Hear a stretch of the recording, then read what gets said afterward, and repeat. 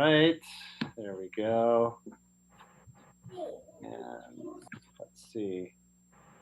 All right, can you all see my screen now?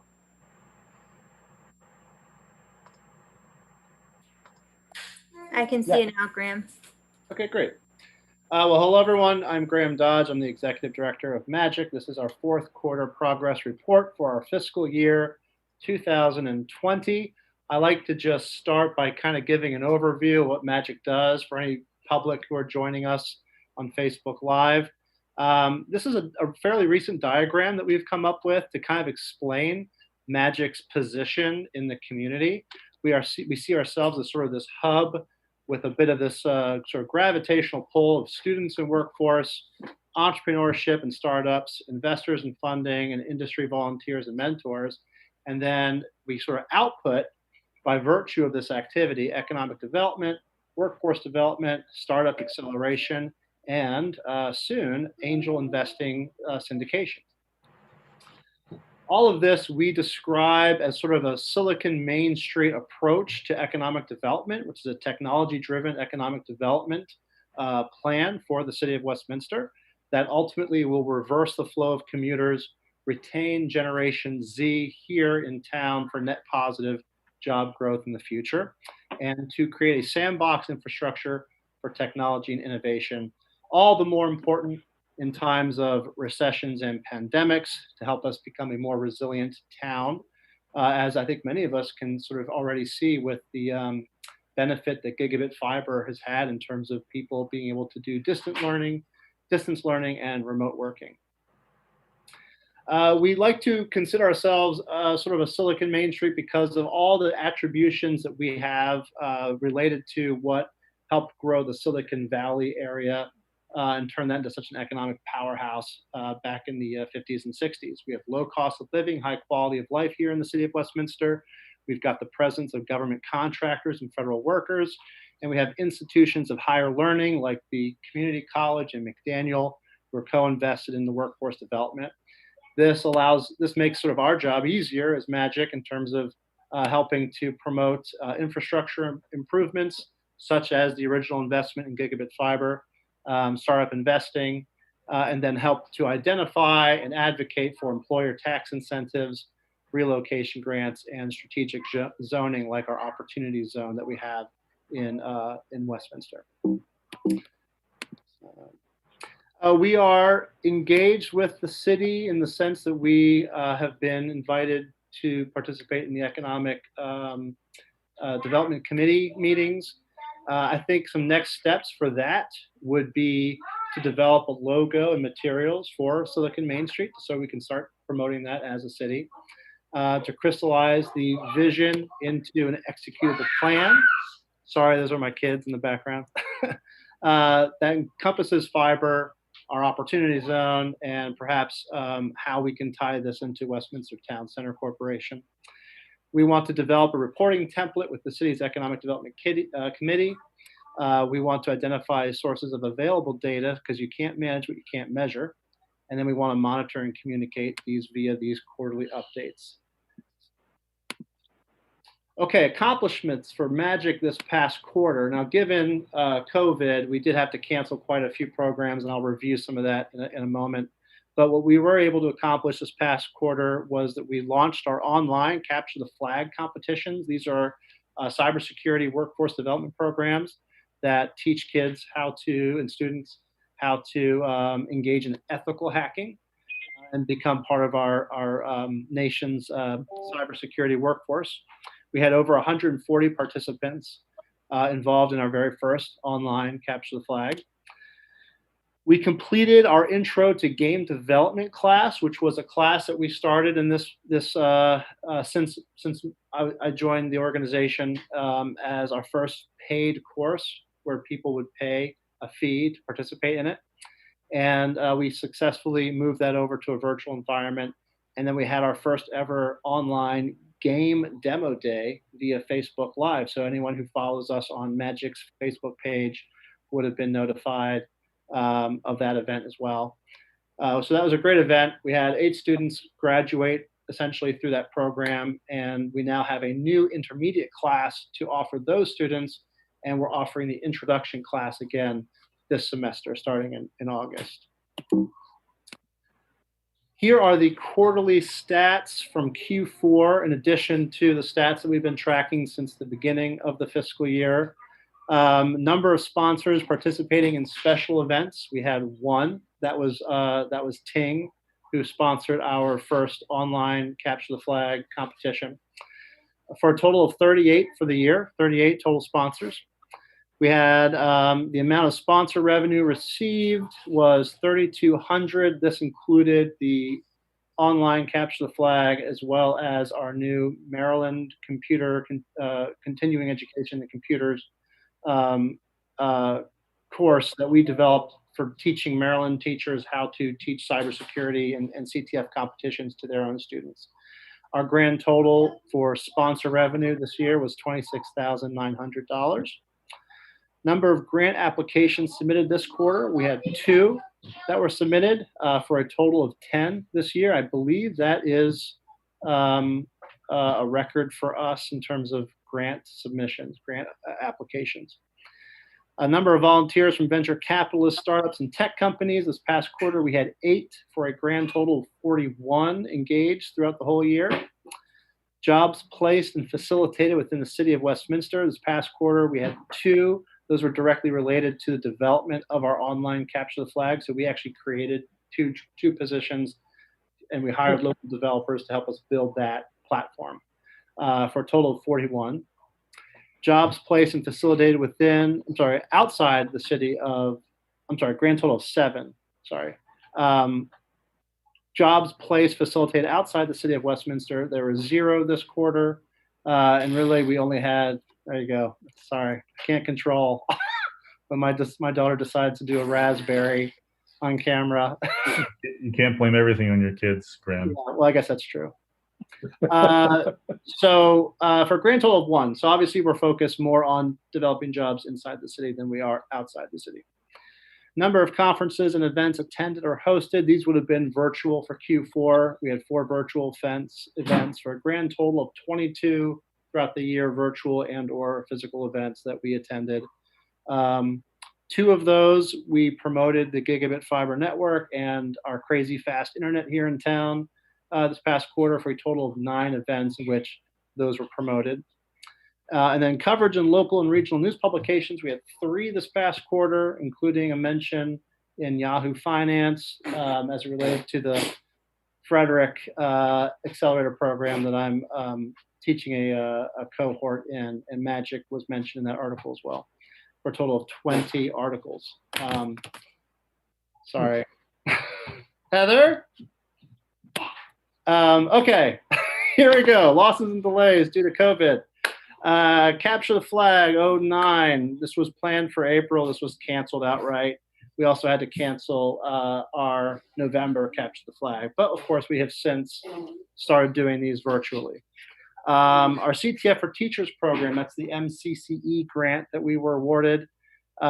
We had 3 events planned for May and June, but those were canceled. I also reviewed these last quarter, just so you guys know if some of this seems repetitive. We had our cybersecurity conference scheduled for May. That has since been turned into a virtual, tentatively going to be a virtual conference in October. We had 2 other jobs that we were working on placing our network members into. Those were delayed because of COVID. Let's see, we had professional introductions that were delayed due to COVID for a hackathon winning team. We had a fundraising dinner event that was canceled, and our healthy gaming festival called Good Game, which would have launched this year in September at McDaniel's new student center, that has been pushed for 2021. So we're just going to go ahead and push that a whole year back.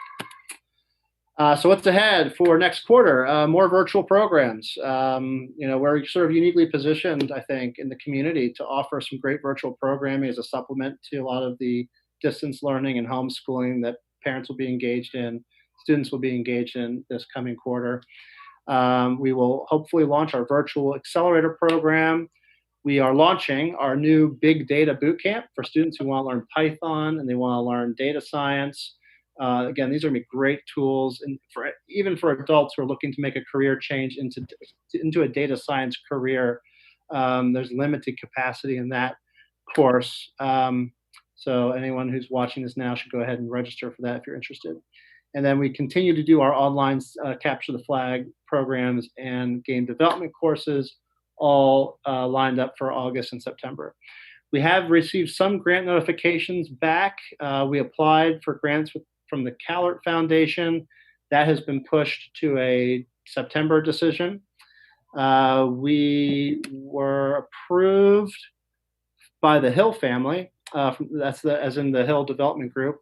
They awarded us a 3-year grant for $25,000 a year. That was what we had also the previous 3 years. So we've gotten that again. We are being considered for a Trump Power Foundation grant of $15,000. We are in the process of being approved for a USDA grant to help create cybersecurity jobs in our region. And then also we applied for an ARP community grant, which we were rejected for. And this is also brand new, hot off the press news. We have elected a new board member. Her name is Jennifer Yang. She is the CEO of Inflection and of the Carroll Biz Challenge finalist, Covalent Spirits. So we're excited to have Jennifer Yang joining our board of directors. And that is my quarterly report. Great, thanks very much. Are there any questions for Mr. Dodge? Mr. President. Mr. Yingling. Thanks, Graham, for all that information. This is very helpful.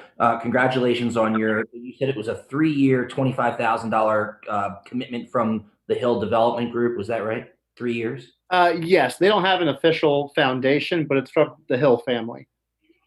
Okay, that's fantastic. That's good work on your part. The Trump Power Foundation, that was $15,000. Is that an annual gift? It probably will be. This will be the first time we will have received it, but we're still in the final approval phase of that. It hasn't been officially awarded yet. That's great though. Because Collard Foundation, what is the pipeline amount for that?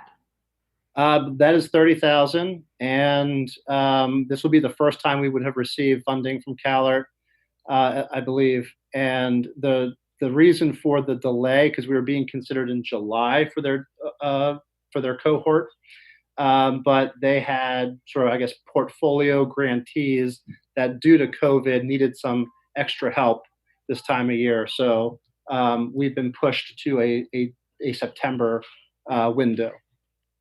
And to be clear, the $30,000, is that a one-time or is that a multi-year commitment? I don't know yet. We'll find out in September. Well, and the reason I'm asking is because I think one of the metrics that we changed was, grant pipeline opportunities. So I appreciate you reporting on this. Is very helpful, and you should be, proud of that. That's a good thing. So thanks, Graham. Thank you. I am. Thank you very much. And I know that we've got different metrics for this new fiscal year, and I will start reporting those metrics at the next quarterly meeting. Great, very good. Well, thanks. This is a great report. Glad to see the progress that you're making on behalf of all of us, here in Westminster, and it's certainly critical to growing our economy. So we appreciate it very much. If there are no other questions, we will give you back the rest of your evening and let you go spend more time with your children. Clearly, they are anxious for that, and we thank you for coming along with them tonight. Thank you very much, Graham. Take care. All right, we will move on now with the agenda. Next item is approval of the consent calendar. May I have a motion for approval of the consent calendar? Motion to approve. There's been a motion by Mr. Yingling, and I think there's a second by Mr. Dayhoff. All those in favor of approving the consent calendar signify by saying aye. Aye. Those opposed say nay. The opinion of the chair, the ayes have it, and the ayes have it. Thank you very much. And next we'll have a report from our mayor. Mr. Baer, nice to see you. Thank you, Mr. President. So just one item I wanted to bring up. Certain members of the council and I discussed this over the last week or so, and it's something we haven't talked about in meetings, and we probably should have. Is the census. So hopefully our wide-reaching meeting audience here for our meetings will take this and spread it. But I do ask whoever is listening to make sure everyone submitting their census data, because there's some things a lot of people don't know what the census data is used for. I mean, they get that it's the statistics that are used for a lot of things. The government does, but the way that census data benefits us locally, there's two pieces of it. Number one is the political districting. So probably won't have a huge effect here, but political districting, it's affected by census numbers. So higher response rates give you more favorable representation, theoretically, depending on the threshold there. But the big thing that you can affect is funding. So federal funding, it's a little under $1 trillion a year in recent years.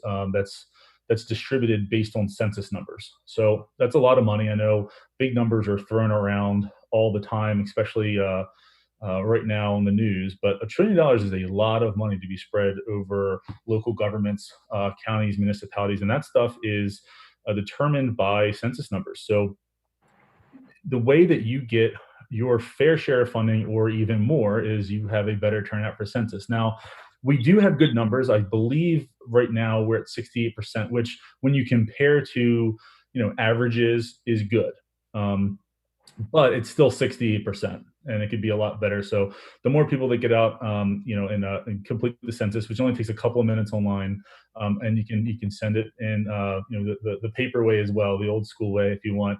The more people do it, the better. They don't really put a hard deadline on the census if you look at the timeline, but typically they're collecting this stuff through like mid to late fall before they start, taking their own, being proactive and doing interviews. So if you can send it in, tell all your friends and family to send in your census data. It's very important. Thank you, Mr. President. That's all I have today.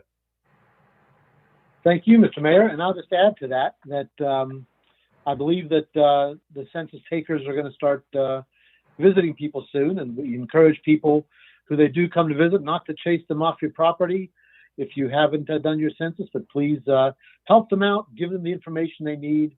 And as the mayor said, our community will be better and stronger for it. And I just want to add that, people talk about redistricting, but it's not just congressional or state legislatures, but, we have commissioner districts here in Carroll County, and we want to make sure that Westminster is properly represented, in the county government as well.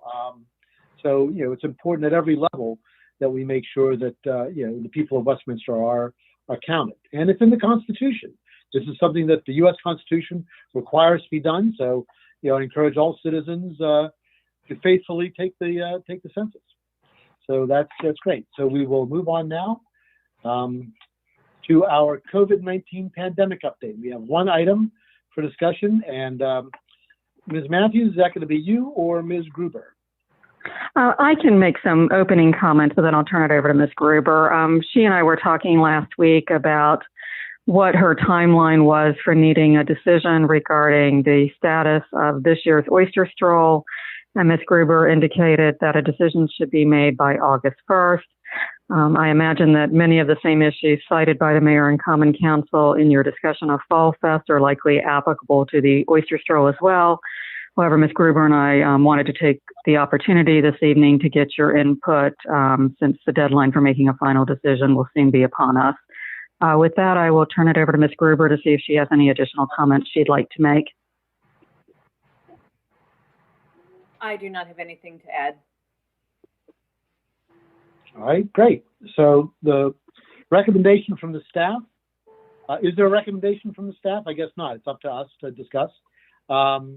Would anybody care to be heard on this? Mr. President. Mr. Dehoff.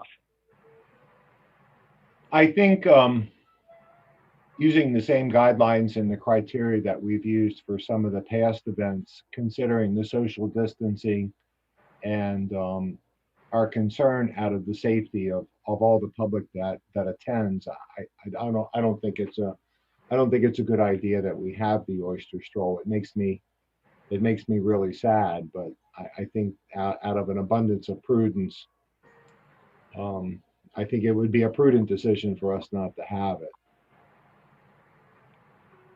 All right. Thank you, Mr. Dayhoff. Is there any further discussion? Mr. President? Mr. Mayor? Yeah, I know originally we talked about having a timeline of basically deadlines of when we had to decide which events would or would not be held. But, when we look at this thing and the more that we know about it, here's what I don't want. I also don't want staff spending a lot of time going back and forth and planning things and wondering if we have to plan things and maybe even stalling other decisions because of uncertainty. I bring that up a lot. Uncertainty is always it's always a bad thing, whether it's for business or for organizations, because it's hard for people to make decisions. I don't see us having any of those events for the rest of the year, and I think it's smart that we just admit that to ourselves so that we can focus our time and energy and resources on other things. And it's bad. It's not a good thing. Our events here are a lot of our favorite things about what we do.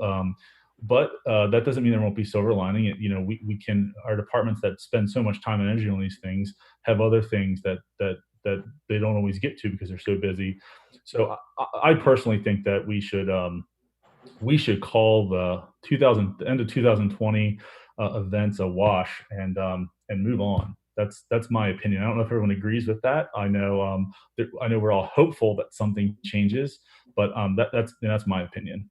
In any event that's it's large that we wouldn't hold right now, I think that we just call it a day on for the year.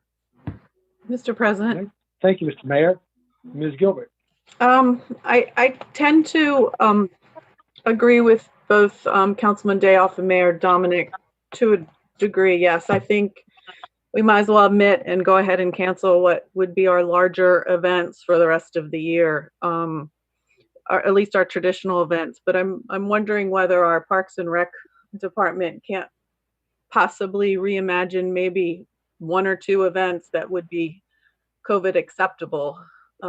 Maybe a drive-in movie or something that could possibly take place in a safe and with the blessing of our Carroll County Health Department, if that would so possibly work. But in general, I think our oyster stroll, our Christmas parade, things like that, I think we really cannot safely have, and look to 2021 and make them as good as they were, if not better. That's just my thought. Thank you, Ms. Gilbert. I just want to note that Mr. Cavacci, who is not with us tonight, I did reach out to him when we sent the agenda around just to make sure he was aware of what we'd be discussing, and we discussed this. And of course, nobody's been a bigger booster of these events than he has over the years.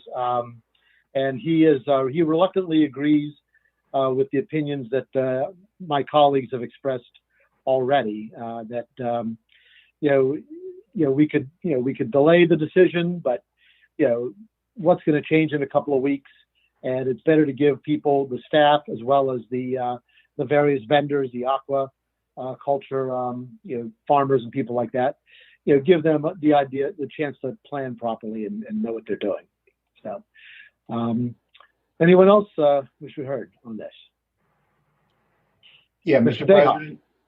I mean, I guess we ought to ask the director of recreation and parks what she thinks of the idea. But if you look behind me, that's exactly right there where we could have the screen on the side of the parking deck there, and we could probably socially distance there in that parking lot. And I think it would be a lot of fun. I think it would work out really well, considering our street department that can do anything. I'm sure they could help Ms. Gruber out with as far as hanging a screen there or whatever. And I think it's a really exciting idea. Maybe we could ask Ms. Gruber as to perhaps when she could have Rec and Parks a plan and when we can move forward to it, get some ideas from her. So I think that that's a lead in to an idea that has been suggested. Ms. Gruber, would you care to share anything about that idea? Because I think what we'd all like to see is some opportunity for the city to create some socially distant events that people can enjoy in town. And I know that you've been giving that idea a lot of thought, even though you're not able to do many of the traditional things that we've done. Yes, that's true. We have been discussing alternative ideas among staff members, certain things that we feel we could offer that would be safe, but yet give our members of the community something to look forward to. So certainly, I'm sure everyone's seen the articles in the newspaper and other forms of media about the resurgence of drive-in movie theaters. And lucky for us, we have lots of fantastic parking in our downtown, and certainly could make good use of that to keep people socially distant and provide them with some outdoor opportunities, maybe to view a movie or watch a concert in one of our parking lots. So we certainly have some ideas that are floating around our department, and I could probably turn something around to you fairly soon if you would like to review maybe some of the plans that we've discussed. I could certainly put those into writing and bring them forward if that would be of interest to you. Mm-hmm. All right, I think that that sounds like a good idea. Does anybody else like to be heard on this? Mr. President. Go ahead. And don't forget, the real subject here is making a decision first on canceling the oyster stroll. We don't want to lose sight of what the main purpose of this discussion is. Well, and then also, I mean, she brought up the idea of having a concert. Taylor Swift just released an album. Maybe we could invite Taylor Swift to come debut some of her songs on top of the parking deck right up there. Just throwing out ideas. I mean, I'm here for it. All right. Thank you, Mr. Dayhoff. What was that? Okay. Ms. Gilbert, I believe you had something you wanted to say? Yeah. Before that Taylor Swift comment, I was checking to see if Ms. Gruber has, in her planning, has she checked, Ms. Gruber, have you checked with the health department yet, or have you just not gotten to that step yet? I certainly have, again, as I said, an ability to put a plan forward to the health department in fairly short order. And it's my impression that they are not technically an approving body of these events. However, they will review your plan, make sure that it's consistent with the guidelines that need to be followed, and then offer additional suggestions if they feel as though your plan for providing physical and social distancing does not cover everything that it needs to cover. All right, thank you. So let's dispose of the oyster stroll situation first, and then if we need to have any further discussion on other ideas, we can do that. But can I get a motion on the oyster stroll from somebody? I'll make a motion that we. All right, Ms. Gilbert. I make a motion we no longer go forward with the oyster stroll. Can I add in are we adding in the rest of the events for the year, or are we not? Well, you certainly can make that motion if you like. So far we've been going one at a time, but I really don't see what's going to change between now and the end of the year. I think, we might be better off just making the call and, then moving on with some other ideas. Okay, so I'm going to make a motion that we no longer move forward with the traditional, the final two events that we have this year, and have Ms. Gruber and her team come up with some maybe alternative COVID related, or maybe reimagine some nice COVID wait a minute, let me rephrase that. Reimagine some nice COVID friendly events that could possibly work for the rest of the year, and forward that information to us as council. All right, thank you. So if I can distill that down, Ms. Gilbert has moved that we cancel the oyster stroll and the other remaining events on our regular calendar for the rest of 2020, and that instead we encourage Ms. Gruber and her staff to suggest to us some events that could be done that are in keeping with the CDC guidelines for social distancing and all that sort of thing. Is there a second to that? I'll second it. And Mr. All right, President. thank you. So you got to just second it. Okay. You got to second it. I understand. We'll go to Mr. Dayoff. Let me just move on. Let me just get this stated. Thank you. So there's been a motion from Ms. Gilbert and a second from Mr. Dayoff. Mr. Dayoff, did you want further recognition? Yes, sir. So that'll be all the events through the balance of the year. Yes, that's what we said. So The regularly scheduled. That'll include the Miracle on Main Street. Yes, it would. Yeah, and that's pretty sad. But I mean, if I'm not mistaken, they've already canceled the Rose Parade. So yeah, I don't think we have any other choice. They have. I think it's a responsible decision. I go ahead and call the vote if that's okay with you. Is there anybody else wish to be heard? All right, hearing no one else, we'll go on to a vote. All those in favor signify by saying aye. Aye. Those opposed say nay. The opinion chair, the ayes have it. The ayes have it, and the motion is adopted. Thank you.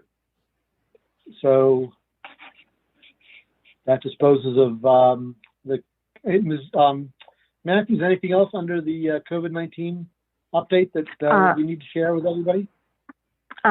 Nothing this evening, President Pecoraro, unless there's any questions from the mayor and common council for staff. All right, very good. Are there any questions? All right, thank you. Then we'll move on to reports from standing committees. And we will begin as we always do with the Arts Council. Mr. Dayoff. Yes, sir. Thank you very much. The Arts Council has reopened, and we're happy to hear that news. If I'm not mistaken, I believe I've heard that the renovations, the removal and replacement of the HVAC system is going well, and that's a good report for everyone. The current show in the Tevis Gallery is a relatively exciting show. It's a show put together by Steve Bowersox, a wonderful historian out at the high school, the Westminster High School, who's put together a show about photos of the Westminster High School graduates, folks who attended Westminster High School, who also served in World War II. So I recommend that everyone take the opportunity to go and see that show at the Arts Council. Check the website for other events. The Arts Council has worked really hard to be innovative and creative and working with the COVID-19 guidelines, and we're really excited for all their successes and all their hard work. That'll be my report, Mr. President. Thank you. All right, thank you. Mr. Yingling, Economic and Community Development Committee. No report tonight. Thank you. All right, thank you, Mr. Yingling. I have a brief report on finance. Let's see, where is that here? Sorry. Just wanted to share with everybody that,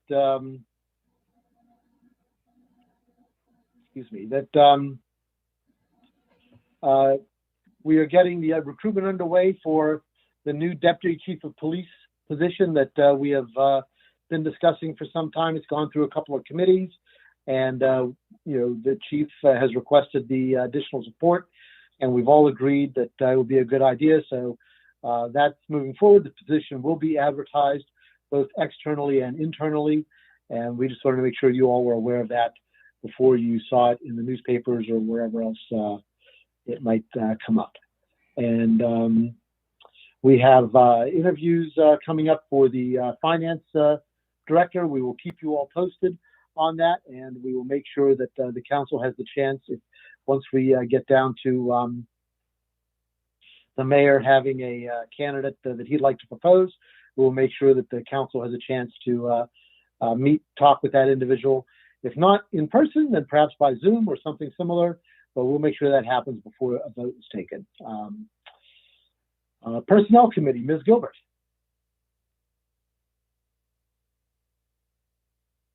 I take it that was you're muted. I take that. That mute button. I just keep forgetting to hit it. I'm sorry. I have nothing to report. That's all right.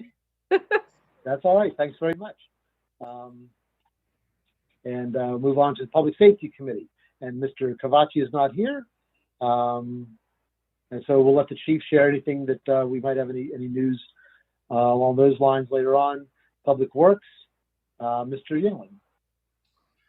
Yeah, thanks, Mr. President. I do have a few things since we held a Public Works meeting within the last 2 weeks. The first is the negotiations with Martin Marietta on the Medford Quarry. They're ongoing, so nothing necessarily new to report, but we obviously appreciate their partnership and the open dialogue on those negotiations. Just a reminder, that's to hopefully get a water allocation out of that pipeline that we have, but so that's ongoing.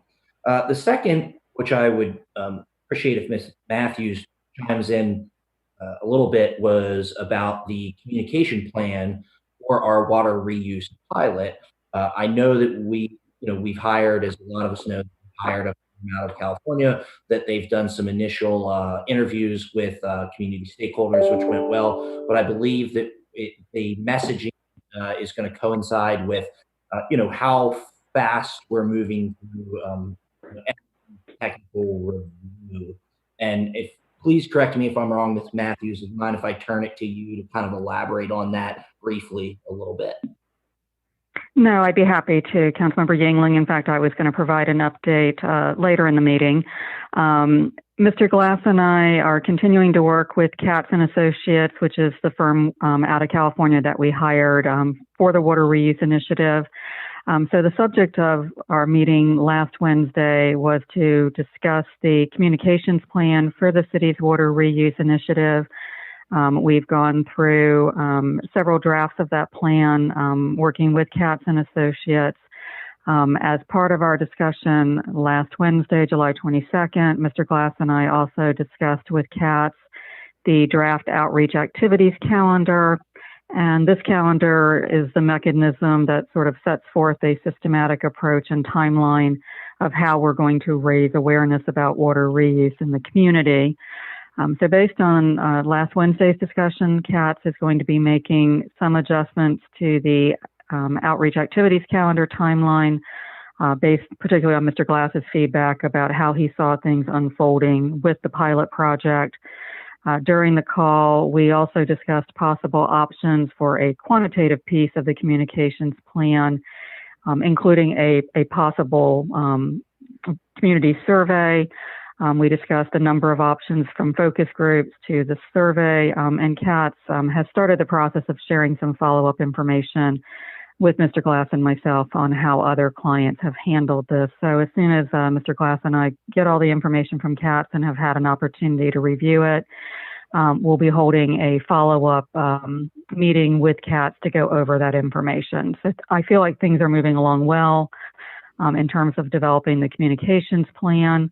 One of the things that we will want to be discussing with the Mayor and Common Council at a future date, once that plan is finalized, is a possible extension of our contract with Katz. As you all may recall, when we hired the firm, we did get pricing for some optional services that the city, in its discretion, could elect to use the firm for.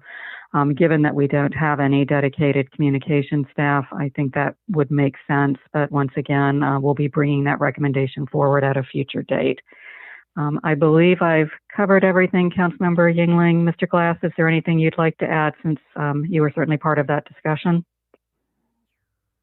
No, so yes, maybe. One thing that kind of came forth in the conversation was that for sure the idea of water reuse is rather new here, and getting that information out, and the education part of that was going to be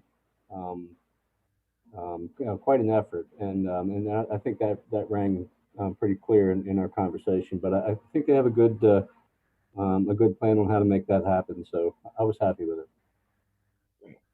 Thank you, Mr. Glass. And then the final thing, which I know probably a lot of people are familiar with, because there was a pretty well done article that made the front page of the Carroll County Times, is the grant award for essentially investing in this project. So because Mr. Glass, and I remember this, Mr. Glass and Miss Matthews came and said, hey, we should really go after this. I believe there was a short timeline and it was a lot of work. I'd like Mr. Glass to just surmise briefly on really what that means. It's really a great accomplishment for the city and our staff. So if you wouldn't mind, Mr. Glass, I'd like you to tip your own cap, if that's okay. So I would. I'm not wearing one right now, but I'll do the best. We were really happy to find out that we were grant recipients. That's quite a long list of water purveyors that apply for this. I hate to call it free money because it's somebody's expense, always the taxpayer. But we were in competition with all of the West Coast as well, which is, as you know, that's some of the driest area of the whole country. And I guess we made a compelling enough argument that we were able to not only get the nod on the grant, but we got a 50% cost share, which is kind of over and above what is normal. That grant process should have been a 25-75, where USBR, the Bureau of Reclamation, would provide the 25%, and the other matching 75% would come from the local jurisdiction. But so we were fortunate enough to get a 50-50 cost share. That was, and again, you mentioned to tip my hat. It wasn't just me. There was a lot of people in the city that helped with that as well. And so I hate to take all the recognition for that. It's not deserved. Well, thanks, Mr. Glass. I mean, to you and to your entire staff who really put a lot of effort into this. And I think it's important to note that, we were in heavy competition, and, I think it shows that the people making this decision realize that we are very serious about this project. And I believe in the Public Works Committee meeting, Mr. Glass did kind of say, he said, look, they were looking, to get that 50% match. They were looking for people that were, going to, implement this as kind of a long-term strategy. And I think that's such a win. I'd like to say that I think the state of Maryland has a big part of that, the governor has supported this project. Maryland Department of the Environment has supported this project. They've been fantastic partners. And I think as a matter of policy, going back to kind of what Mr. Glass and Ms. Matthews said is, there's going to be discussions in the future of, hey, do we extend this contract? Do we invest more money in this? I think as a matter of policy, I would encourage, this council, as you have, over the last 3 years, and prior councils, to continue to invest in this initiative as a matter of policy, because it's going to set us up for the growth of our community. So I just like to say that, and that concludes my report. And thank you again, Mr. Glass, staff, and everybody in the city, and their hard work to make that happen. It's a well done job. Thank you. Thank you. All right. Thank you, Mr. Yingling. And that concludes the council standing committee reports. Move on to council comments. And just was run down the list. Mr. Dayhoff, anything additional you'd like to comment upon tonight? I'd like to thank the mayor for mentioning the census. There are a number of really important public policy issues involving the census, but one of the key ones that I focus upon is revenue distribution. It's all based upon numbers, and the more folks that we have register with the census, the better shape that we are in the city of Westminster as far as getting revenues to trickle down, not only from the federal government, but from the state government. So thanks to the mayor. We've got a really good team over in the county, Laura Russell and some other folks that are working hard on the census, and I super appreciate all their work. And I believe that's all my remarks, Mr. President. Thank you. Thank you, Mr. Dayhoff. Ms. Gilbert. You're still on mute. I flip my screens and then I forget to unmute myself. It's a thing, obviously, tonight. I'm going to piggyback on the idea of the census, and I thank the mayor for bringing that up also, and for Councilman Dayhoff. But I'm going to take it a little step further and comment on some of the other things that people may not even think that the census has an effect on, and that's things like our Head Start program, our Medicaid programs, our supplemental nutrition assistance programs. A lot of people know it as SNAP or food stamps. They also affect the funding we get for school lunches and things that you really wouldn't think are affected by something as simple as the census. So when you want to please take some time and fill it out, because it affects everything. It even affects people who look at the census results and wonder where to place, say, a Krispy Kreme donut or another restaurant, a chain restaurant. They'll look at the data and see if there's enough people living in that area, and that they will use that information to choose business locations. So there's so many things that the census affects. So please fill out the census. All right. Thank you. So there you go. All those folks who want friendlies to come back, you got to fill out the census form. Mr. Yingling, would you care to comment on anything tonight? No, thank you, Mr. President. All right, thank you. And I don't have anything either, so we will move on now to bids. We have one bid for approval, purchase of a replacement police vehicle, or replacement police vehicles. Oh, sorry. Chief Ledwell. Yes, good evening, Mayor and Council. Can you hear me? We can. Okay. In accordance with the Police Department's fleet purchase schedule, the purchase of 5 vehicles was approved in the FY21 capital budget.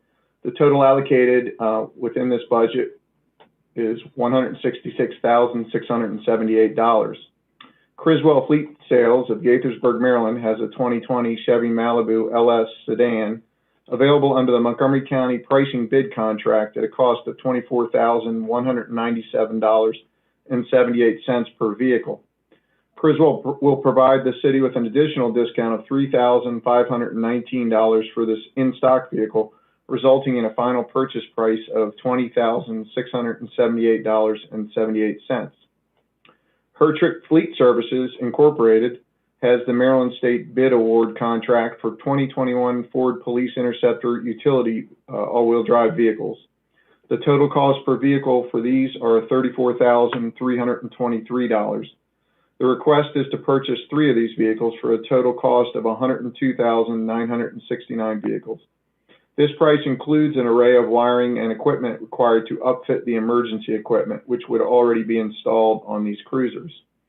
And while not the subject of the agenda at this time, the police department also plans to replace a vehicle, an unmarked vehicle that has over 144,000 miles on it and is incurring increasing maintenance and repair costs.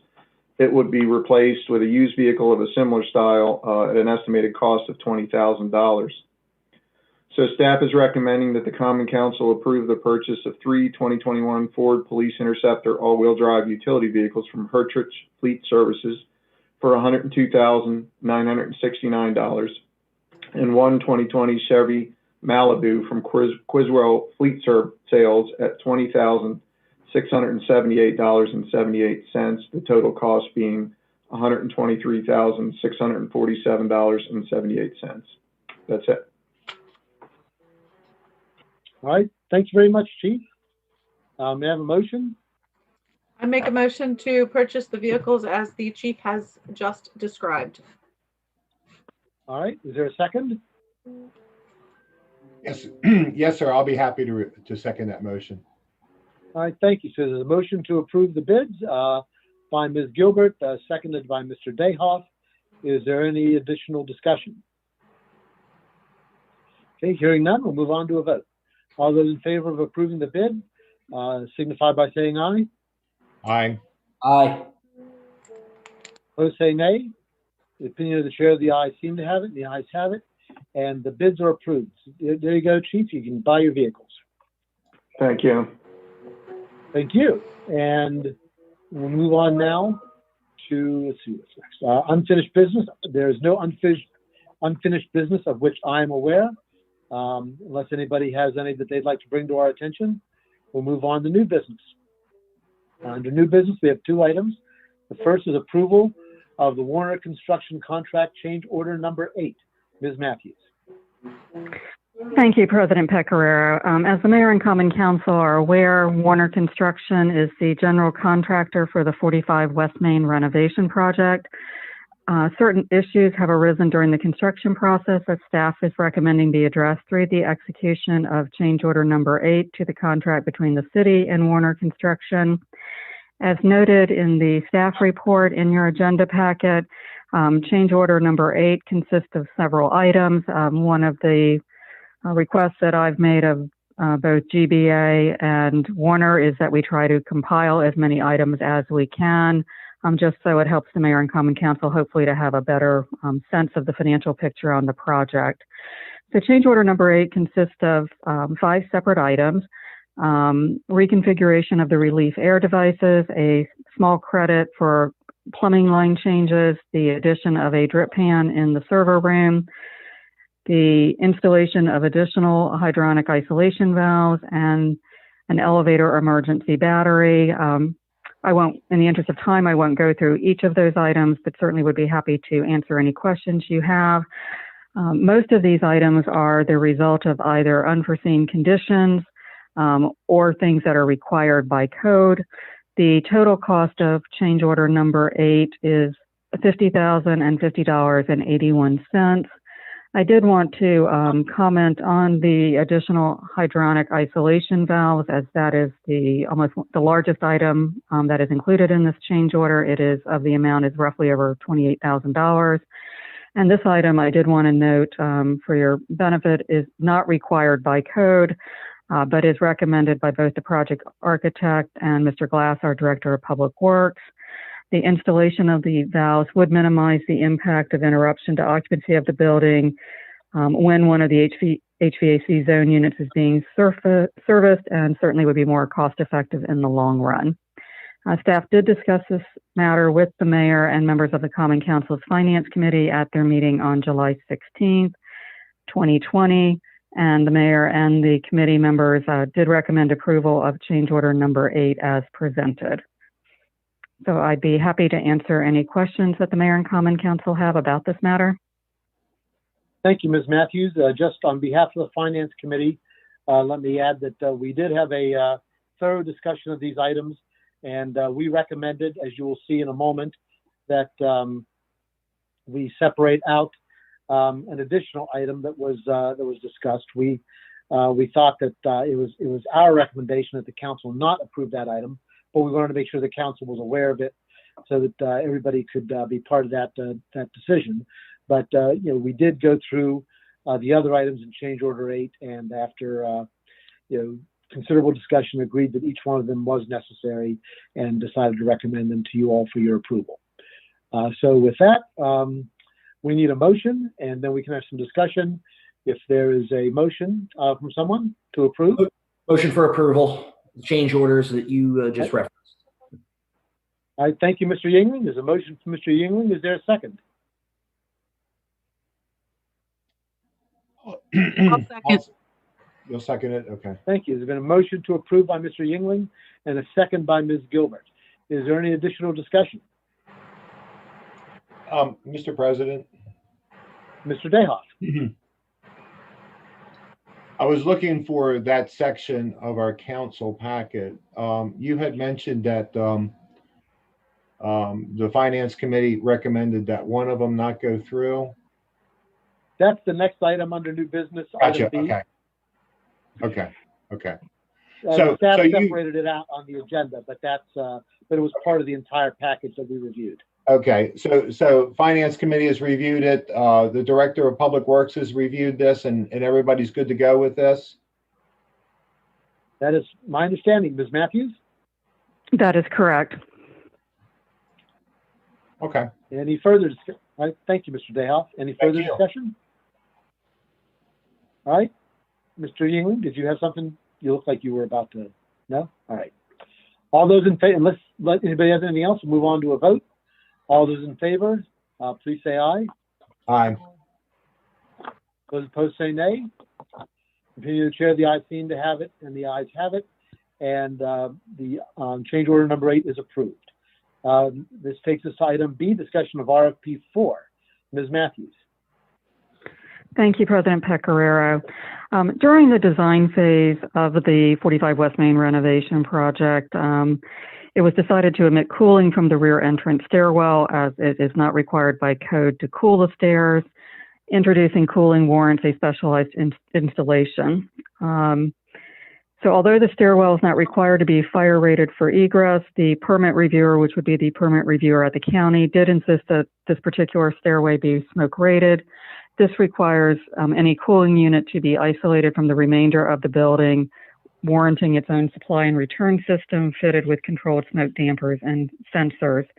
RFP 4, which is the subject of this particular agenda item, provides for an additional rooftop condenser, associated equipment, and ductwork to supply cooling to the stairwell if desired by the city. The reason this issue is coming up now is that the mechanical engineer, who is part of the project design team under Gant Brunette Architects, raised this matter while reviewing the shop drawings from Warner Construction. Once again, this item is not required by code, and I think we're at a juncture in the project that Gant Brunette Architects wanted to just raise the issue and make sure that the city was 100% clear that it did not wish to pursue this work.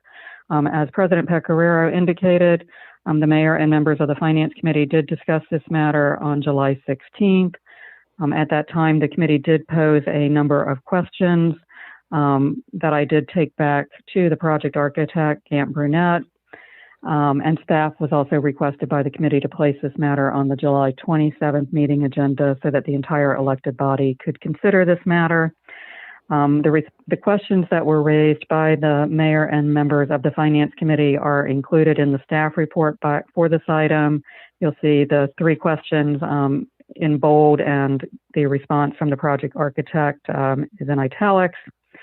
A lot of the committee's discussion kind of centered around, what happens if we don't do this work and at a future date we find it's a problem, what options might we have? You can certainly see the answers to the questions provided by the project architect. Some of the considerations that I just wanted to call to your attention is that Gant Brunette Architect did note that we will be installing new solar controlled glazing, which should help protect the space from heat gain during the summer, and that there certainly would be some air exchange occurring regularly during ingress and egress through the building. Having said that, I did want to note that Mr. Glass has expressed some concern about not accepting this RFP 4. He can certainly add to what I'm saying, but apparently there was a similar situation at 56 West Main, and that the city subsequently found that the conditions were unacceptable, and then the building owner, moved forward with installing air conditioning.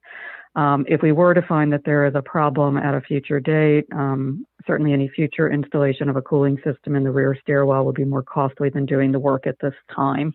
With that, I would, with your concurrence, President Pecoraro, I would like to provide Mr. Glass with the opportunity to make any comments since his department is overall city facilities. Certainly, Mr. Glass. So what I wanted to put out there is to kind of reinforce what Barb said about the cost, if we don't do it now, will be much more later on than if we did do it now. It's not an inexpensive item, but there's a few things to keep in mind, I think. One of them is, of course, what the additional cost would be if it's decided to do it later. Barb brought up the understanding that the vestibule here at 56 was started out with an unconditioned space, exactly what is being discussed at the 45 building. And then that was quickly found to be unacceptable. I was over at the 56 building today, and was kind of reminded of going in there as when it was a bank building many years ago, and how cool it was inside that the rear entrance to the bank.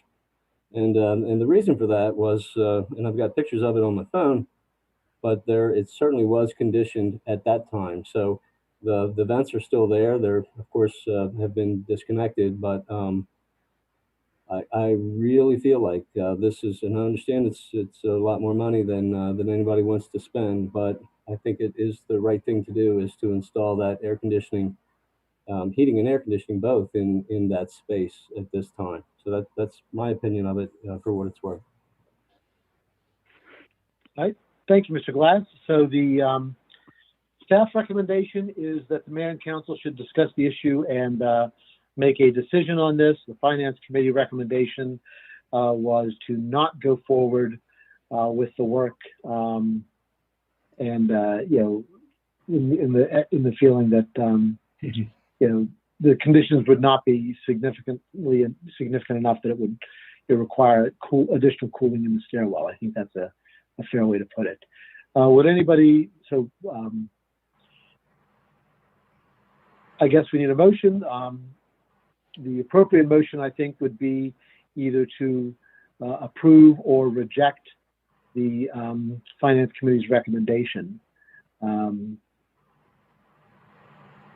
Mr. President? So would anybody care to make a motion? Mr. Dayoff? Yeah, I'm not sure that we can make a motion to reject it. How about, if it's okay with you, how about we do this? I'd like to make a motion that we accept the recommendation of the Public Works Director and that we proceed with the work. My experience with that back stairwell is that it does get a good bit of weather, and I think it would be prudent and in our best interest to go ahead with the recommendations of the Public Works Director. So I make that motion. Mr. President. Right. Is there a second? Is there a second to Mr. Dayoff's motion? Hearing no second, the motion. Mr. President. No, Mr. England. Well, I'll second the motion, but then I'd probably like some discussion. Oh, Yeah, all right. So, thank you. Thank you, Councilman Yingling. Thank you. all right, I'll allow that. So there's been a motion and a second to accept the recommendation of the Public Works Director. Is there any discussion? So, Ms. Thomas? No, let Or Councilman Yingling go ahead first. Mr. England? So if I remember, I do remember the finance committee discussion, and I was kind of just on it. What the heck do I know about airflow? Nothing. You know, I'm not an engineer. You know, I don't recall anything in that vestibule. I've been out of it, in and out of it a million times. I don't remember. You know, so I do see Mr. Glass's point. Look, he's an engineer. He's a facilities guy. You know, apparently this did happen before. So now I'm saying, okay, I'm giving new information here that wasn't necessarily presented that I recall. So I'm not saying that I'm 100% for it. I'm kind of saying, okay, now I'm rethinking it. That's all. So that's kind of all I have. You know. All right, fair enough, Mr. England. Is there any further discussion? Mr. President, I just have a couple questions. So Ms. Gilbert?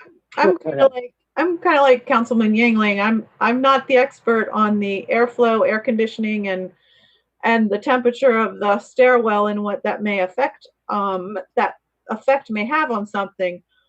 So my question is, one, what are we using the stairwell for other than going up and down from the first floor to the second floor or the first floor to the basement? Is it bordering anything that excessive heat would affect something? I'm sorry, I'm not seeing.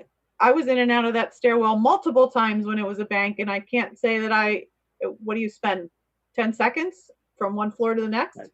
I'm trying to figure out why you would want to heat it or cool it for the cost of the So I would refer you. $30. Right. I would refer you to the answer in your packet. We asked that question, and the architect's answer was that the space would not get to the point where any equipment is at risk.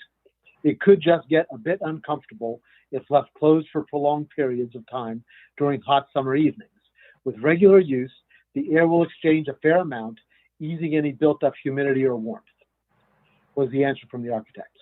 Okay, so then, Mr. Glass, can you answer as to why possibly in the future this may be a problem that we would need to then invest in air conditioning?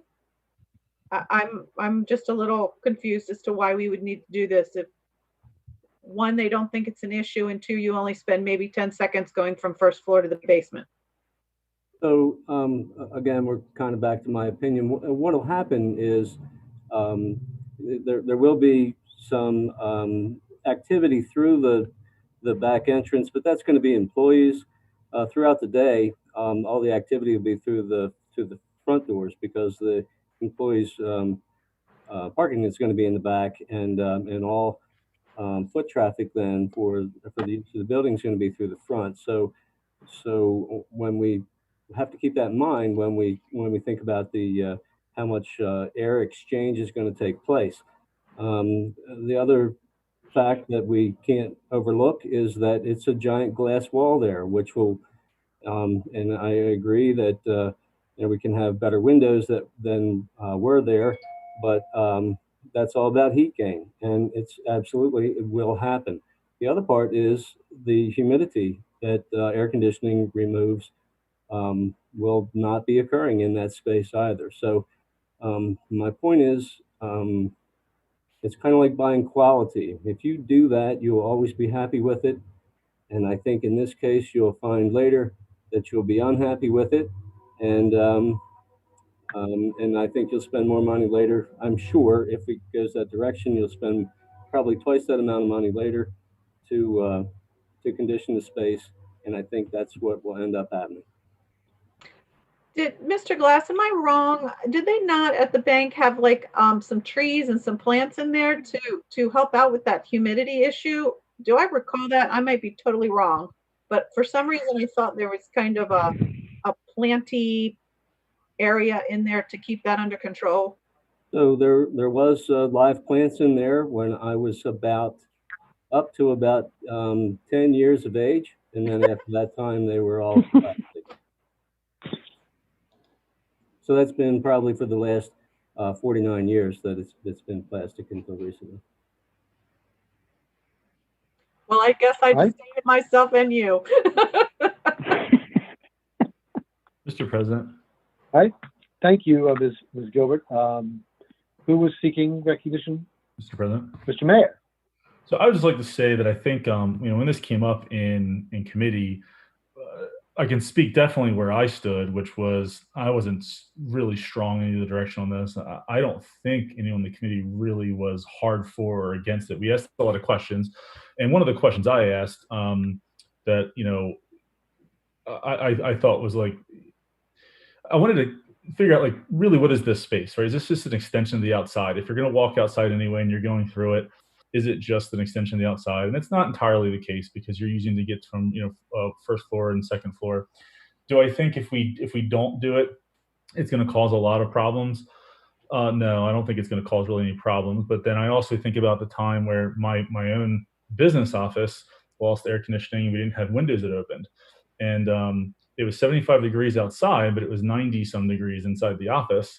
And we didn't have any coating on the glass that I know of, but I think about that, and when you walk in, that like manufactured heat from the sun kind of like sucks the breath out of you a little bit. So I think back to that, and I will say that our public works director, Mr. Glass here, practiced his argument because it was a little stronger this time. It was a little more compelling for me than it was when we talked about it in committee. So, he's got us talking about it. It looks like we're all thinking about it a little bit. Now, I will say that I'm willing to bet Councilman Kavachi would have some things to say here. So I don't know how exactly we want to proceed, but I am not strong in either direction here. I just want to, I think there are pros and cons to either, honestly. Not that I have a vote. Thank you, Mr. Mayor. Right. Well, but your opinion is important, Mr. Mayor, and thank you for that. So I would like to. I did mention this to Mr. Cavacci when I discussed the agenda with him, and he, he's of course unable to study this in detail and hear the discussion, but he did say that he always likes to have everybody remember that he's interested in holding the cost down on this project as much as possible, and so we will just take that viewpoint for Mr. Cavacci is he'd always be conscious about this.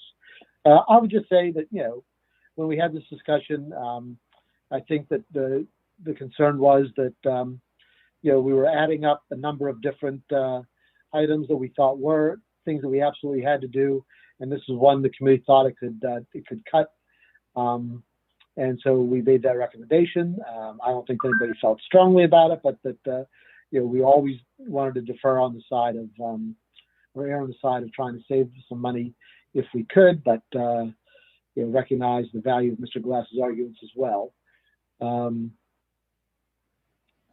Anyone else wish to be heard on this? Mr. President. So the motion, Mr. Dayoff. I guess I'd like to see us go ahead and do this. I think it'll save us some money in the long run. However, is there any consideration out of respect for Councilman Cavacci? Could we wait? Do you want to wait 2 weeks and make a decision then? I don't think that's necessary. I think Mr. Cavacci is aware of the discussion, and sometimes you miss meetings. So I think he's fine with us going ahead for my conversation with him.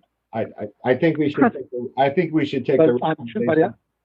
I think we should take. I'm sure he would appreciate your you're trying to to do that for him. President Pecoraro, may I just make one comment? Ms. Matthews. Thank you. I did want to this was in the staff memo, but I don't believe I mentioned it in my opening comments. We do not yet have final pricing on this item. Based on Gant Brunette's discussions with Warner Construction to date, we're probably looking somewhere in the range of $35,000 to $45,000. They have had some discussions. Gant Brunette would certainly be negotiating with Warner to bring it to the lower end of that. But the specific decision we're looking for this evening, because this would have to come back to you as a change order, is whether you want the parties to continue even discussing this item. There's obviously a considerable amount of work on both Warner Construction and Gant Brunette's part, to do that extremely in-depth review and to negotiate. And out of respect for everyone, especially the mayor and common council, we didn't want to have Gant Brunette go any further if this was not an item you were interested in. So I did just want to make sure that I got the range of numbers out on the table as you try to finalize your discussion this evening. All right, thank you, Ms. Matthews. So, so I guess the motion then would be to approve proceeding with these discussions as opposed to final approval of the item, if that's how I understand what Ms. Matthews has just said to us. With that in mind, Mr. Dayoff. Or we could, and I guess I was looking at the pricing. It's on page 168. I guess I was looking at the pricing when I made the motion that I did. The motion could read that go ahead with the project with an upset at $45,000 at the discretion of the Public Works Director, and then we're finished with it. It's up to you, Mr. President. So if it's acceptable to the council, my preference would be to to take the motion to be that as I understand from what Ms. Matthews was saying, and unless Mr. Glass disagrees with this interpretation, that because it is what we're doing is we're looking for a this is just RFP pricing. We're looking to figure out what we're going to do with it, what the ultimate pricing will be, that we proceed with the pricing. And, if it's in that range, I guess it's no problem. And if it winds up being higher than that, then the council will have to have some more discussion about it. Does that sound right to you, Ms. Matthews and Mr. Glass? I think that's correct. I think at this juncture, we just need your direction that we should continue pursuing final pricing on this RFP, and it would certainly not be problematic for us to bring it back to you as a formal change order. And I think both Warner and Gant Brunette are expecting that that's what will happen. Okay, very good. And that's Sure. that's my sense of the motion. So all those in favor of allowing the staff to proceed with the work on developing the final pricing, signify by saying aye. Aye. Those opposed say nay. Nay. Opinion of the chair, the ayes seem, one nay. So in the opinion of the chair, the ayes seem to have it, and the ayes have it, and we will move forward with the pricing. Thank you all very much. And so that takes us to through new business, and that takes us to departmental reports. Ms. Matthews. Thank you, President Pecoraro. I'd first like to ask Councilmember Dayhoff if he would like to offer the report on behalf of the Westminster Volunteer Fire Department. Yes, I'd be happy to. What I will do, if it's okay with you all, is after the meeting, I'll send you the response reports for the second quarter of this year,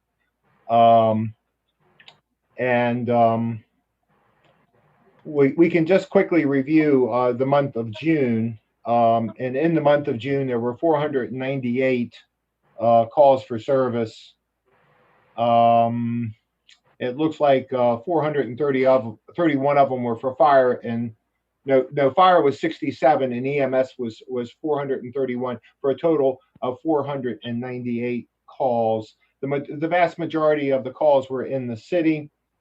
The one number that we're always concerned about is the number of overlapping calls, and 54% of all of the time we had overlapping calls. In other words, 270 of the department's calls were overlapping, which means that those were calls in which we had to bring in units from Pleasant Valley or New Windsor or Reese because we had so many calls coming in at the same time.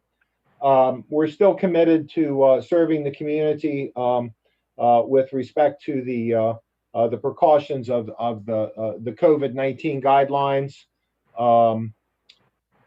Locally, the calls for overdoses,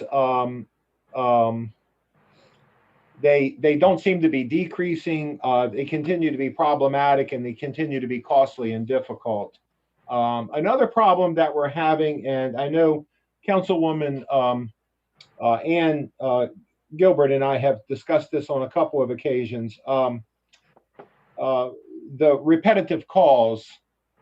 We have a number of individuals that call the fire department almost every other day, and this is very expensive for the community.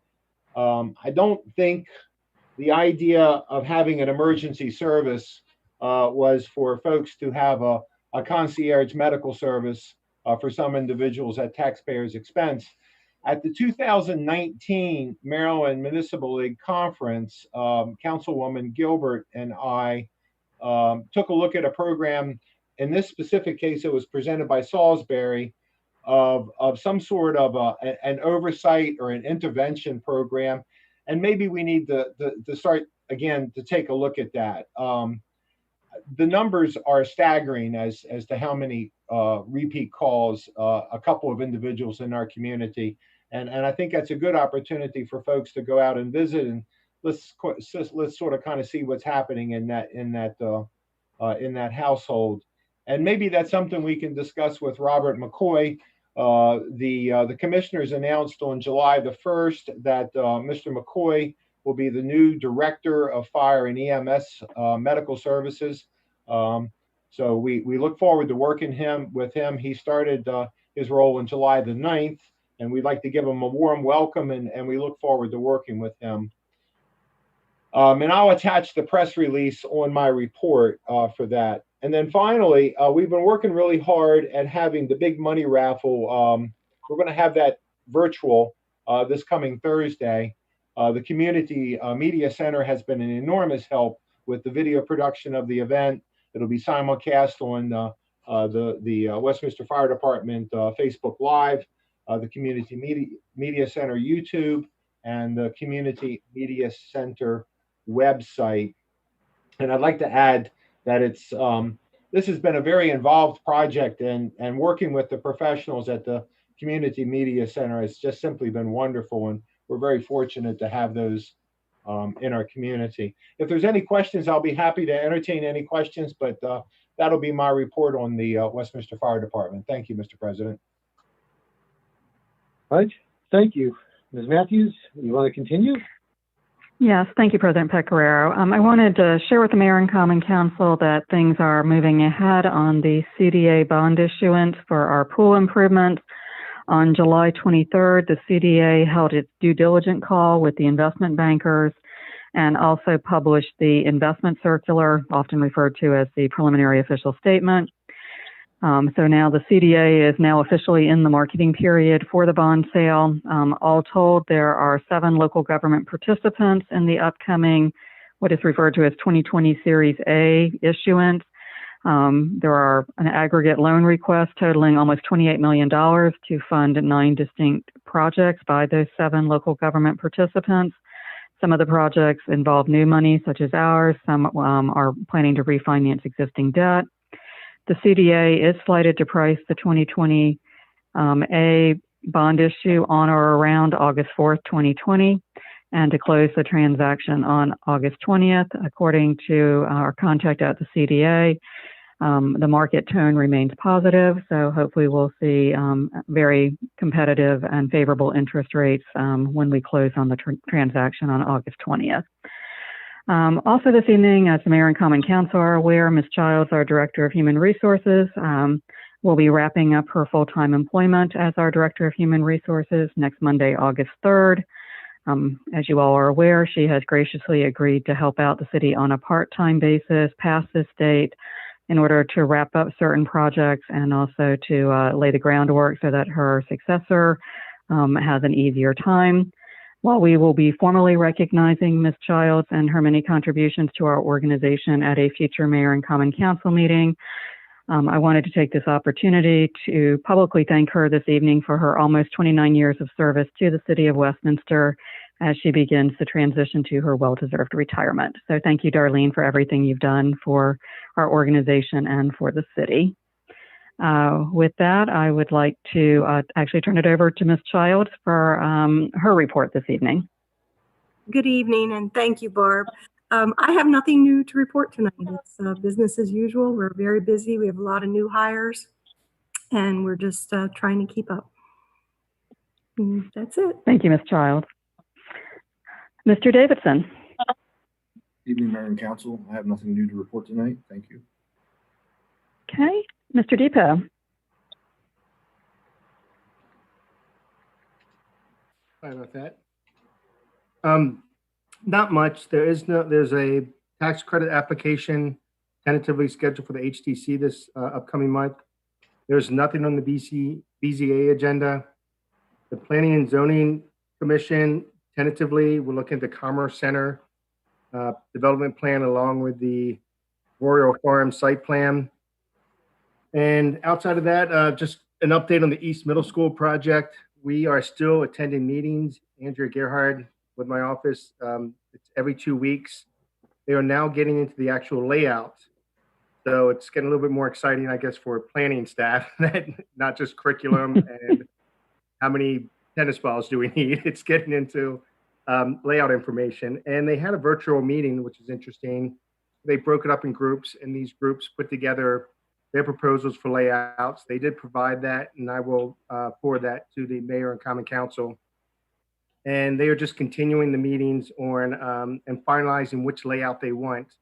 And we'll just keep informing you as that's going forward as they progress. And that completes my report. If you have any questions.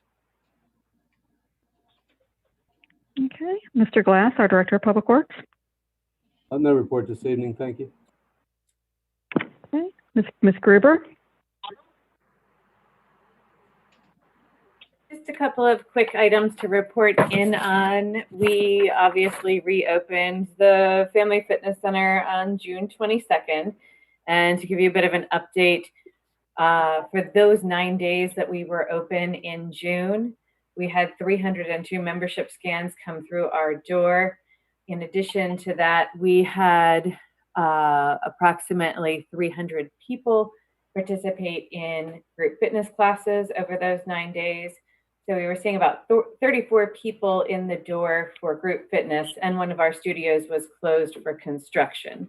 So we have seen a positive response, and we feel like we are managing people's health concerns fairly well as we continue to be very attentive to the cleanliness and sanitizing guidelines that we've put in place to keep equipment and the facility as a whole clean. Also, in reference to our earlier discussion under some innovative things that we can do to keep our community engaged, we have been conducting drive-through craft activities.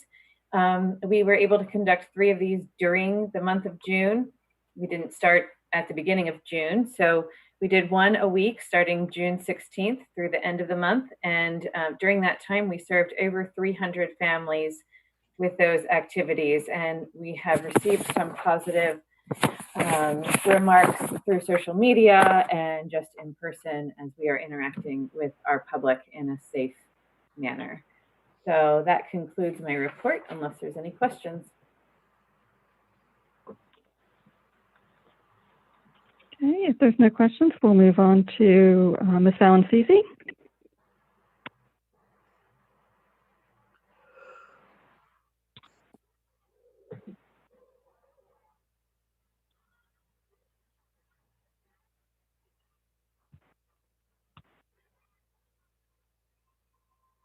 Hi, can you hear me now? Yes, we can. Okay. I don't have anything to report, but I do want to wish Darlene well in her retirement. Thank you, Ms. Valancisi. Chief Ludwell. Good evening again. I'd also like to reiterate my sincere appreciation on behalf of the police department to Ms. Childs. We work with her quite a bit with a number of personnel issues, and I've always found her to be extremely professional and always looking to help out however she can. And so I want to congratulate her on her retirement and also to let her know that we sincerely appreciate her. Outside of that, the Chamber of Commerce has been holding annual public safety awards that had to be canceled this year due to the pandemic. However, they were kind enough to create and publish a video this year. It's a wonderful video, and it's in support of Carroll County first responder actions that are noteworthy. It's currently linked on their website and is circulated around social media. So Officer Courtney Brandt with our police department represented the Westminster Police Department in this video and did a great job. So if you haven't had a chance, please check out that video. Along the lines of what was discussed earlier regarding special events, the National Night Out event, which was originally scheduled for August 4th and then tentatively rescheduled for October 6th, there's now discussion about it being a virtual event as opposed to a gathering event. So I don't think it's been decided, but I think that's what the national recommendation is. So we're going to start doing a little planning for both options and see how things progress between now and the fall regarding the pandemic.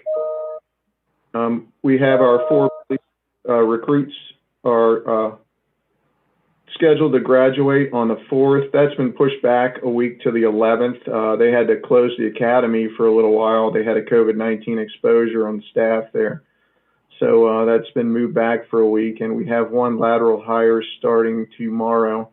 His name is Terrence McGowan. And that's all I have. Thank you. Thank you, Chief. I think that concludes staff's report for the evening, unless there's any questions from the Mayor and Common Council. Are there any questions for Ms. Matthews or the rest of the staff? All right, well then, hearing none, let me just say before we move on to the next agenda item that, I think that perhaps other than Mr. Glass, I have worked with Ms. Childs and had that pleasure for more years than anybody else, at least on this call, and perhaps more than most people who are still working for the city. And I go back to her days when she was in the finance department, and it's always been an absolute pleasure to work with her. She has been a person of great integrity in this role, and I remember when we thrusted upon her some time ago, and she took on the task willingly and cheerfully, and she has certainly grown in the role over the years that she has had it, and we certainly all miss her very much. So with that, let's move on to the final item on our agenda, which is citizen comments. And this is when we invite the public to address the mayor and council on any issues that pertain to tonight's agenda or any other city issues. Unfortunately, it's difficult to allow live comments during the video during these meetings these days. In the meantime, what we like to do is we invite the public to send written comments to our city clerk at comments@westgov.com. And when we receive those comments, I will read the comments online that we have received so that everybody can hear them. They will be part of the public record. We have no comments tonight, and so that will conclude our agenda. And without objection, we are adjourned, and I encourage everybody to stay safe and healthy, and we will see you next time. Thanks very much. Thanks. Thank you.